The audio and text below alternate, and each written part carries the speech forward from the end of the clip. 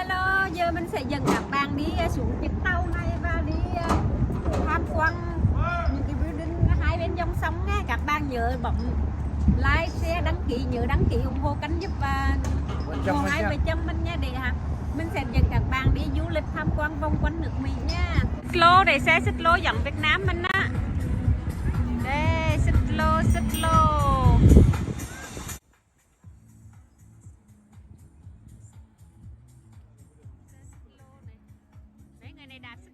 Lại sao? Xe xích lô ở Mỹ. Hello. Xích lô. Toàn có là hot boy không? Giờ mình sẽ dẫn các bạn đi xuống đi tàu nha, để đi vòng quanh hai bờ sông của downtown Chicago nha cả nhà. Đây là trên đường nhà mình đang xuống ở dòng sông dưới này để đi lên tàu nhé. Sẽ dẫn các bạn đi tham quan, giờ là gần tối đó. Những tòa nhà cao tầng ở hai bên bờ sông. Sit back, relax, my friends. This will be a 60-minute architecture cruise, and it is round trip, so we will come back to this very document. Aloha and welcome, so everyone can hear the narration. Without further ado, let's... It will be the third tallest building in Chicago, and gets GDI the title, the tallest building in the entire world by a woman-led architectural firm. The design idea came from the thrust room. That is the crystal formation. You'll find if you look at sapphire. Looks kind of like an hourglass, yeah? Unless you survive the 60s like I did, then you'll see a lot of them.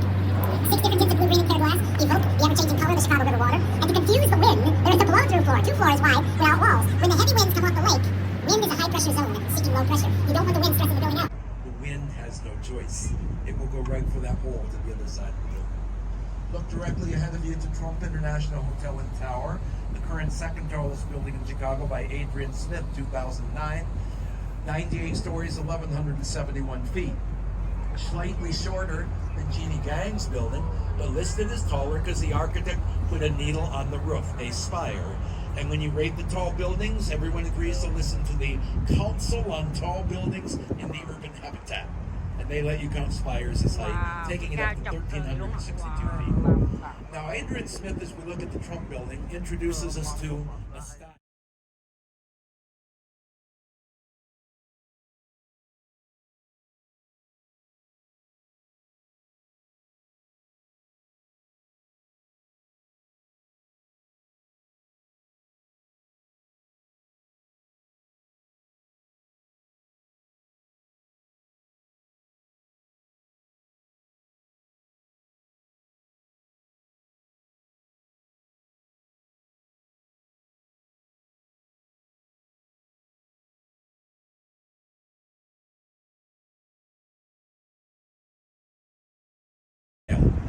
Contextualism.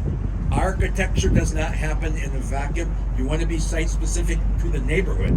So you see how Smith has the cutaways, the buildings cut away in certain places? Those are called setbacks. And that step-like recession opens the building up, and it corresponds to the height of buildings around it. It makes it a much better neighborhood. Jeannie Gang's first skyscraper was Aqua Tower to your left in 2009, 859 feet. And you know what that did? It gave Jeannie the title, the tallest building in the world by a woman-led architectural firm. So when she finished her new building, she took the title away from herself, and she got it right back.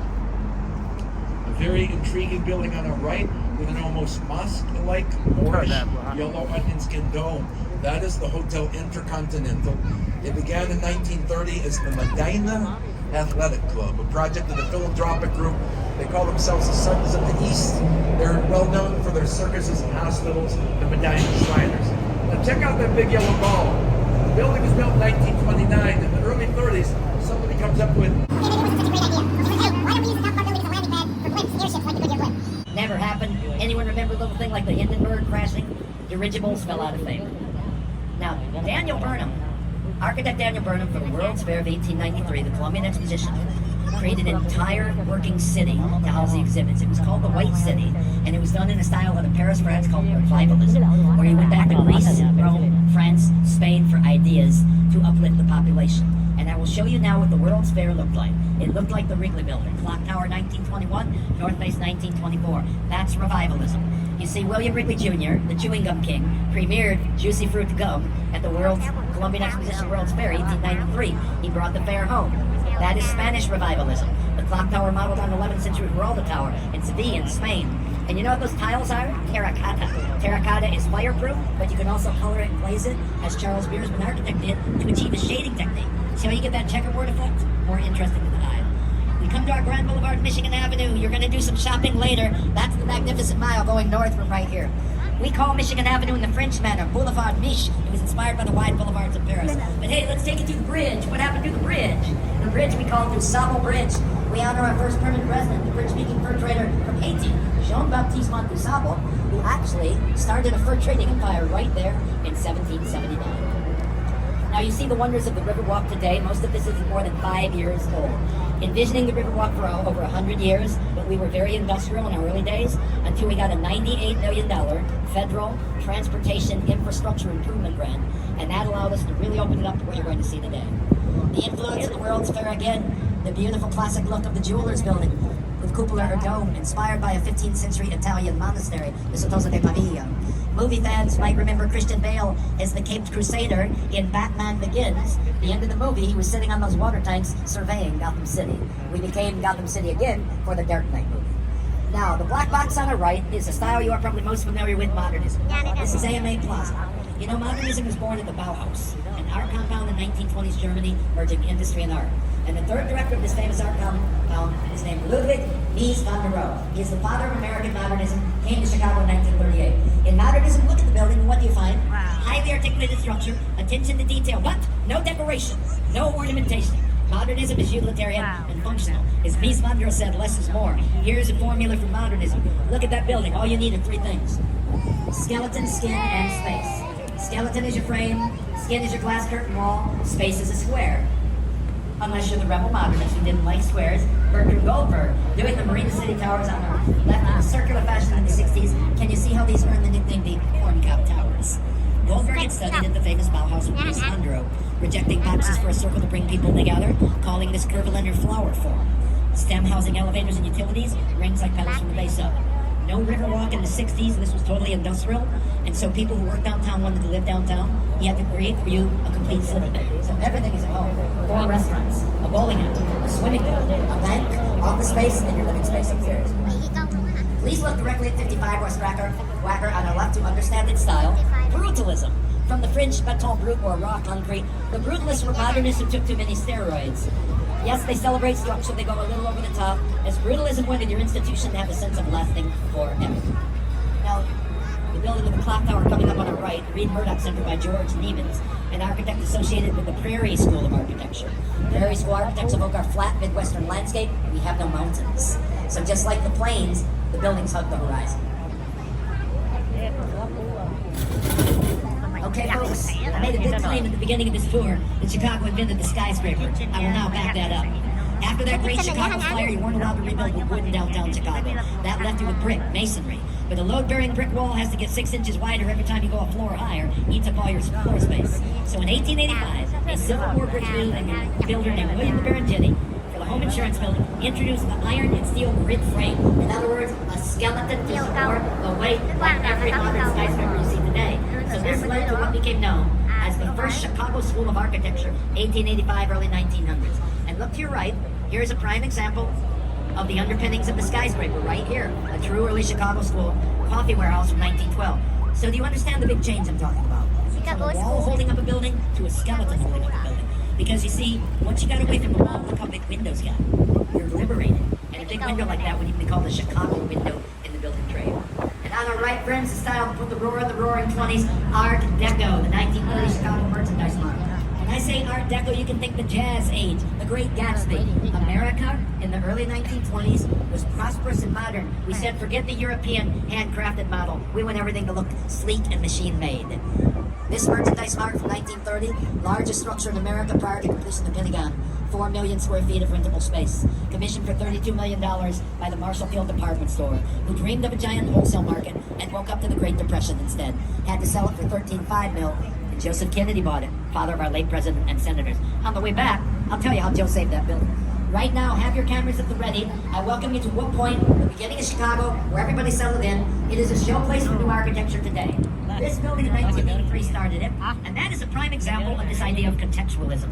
333 was Wacker Drive. Everything's about the river. The curve follows the bank, the glass reflects architecture. This building said, if you want to build around me, you bring your A game. And in the last 5 years, everybody has. From the Wolf Point Tower Complex, California friends, Wolf Point South will be known as Salesforce 7. And then look directly ahead of you. At the River Point building, the sculptures by Spanish architect Santiago Calatrava put an arch in to say we're special, this is where the branches of the river meet. They complement the arch with an inverted parabola, causing little kids to tell me I should call this the Hot Pockets Sandwich Building. It looks like that rather popular pastry. I love when kids did that though, you know why? Because when you give a building a nickname, what's happening? This is how you understand it. You take something from your common experience and apply it to something new. Now the next building, 150 North Riverside, is dealing with air rights. Amtrak and Metro trains are parallel to the boat going to Union Station. We gave them the land for free, so we would be the railroad hub of America. When you crossed America back in the day, you had to change trains in Chicago and leave a little money behind, breakfast, lunch, or dinner. Air rights means you can build as long as you're not in their way. So in this case, railroad tracks in the west, you're going to the east, only 2 acres. Challenge. Getting Partners meets the challenge. They only use 20% of the base. Can't deliver 8 floors in a cool photo. You get it? You can see our reflection right there, yeah. And then, above that, they go 54 full stories. Wait a minute. If you're going to cut away your other supporting walls, what's really holding that building up? We're working on the same principle I've been trying to get back to with all my yoga and Pilates. A strong central core. It's your support posts. They're called caissons.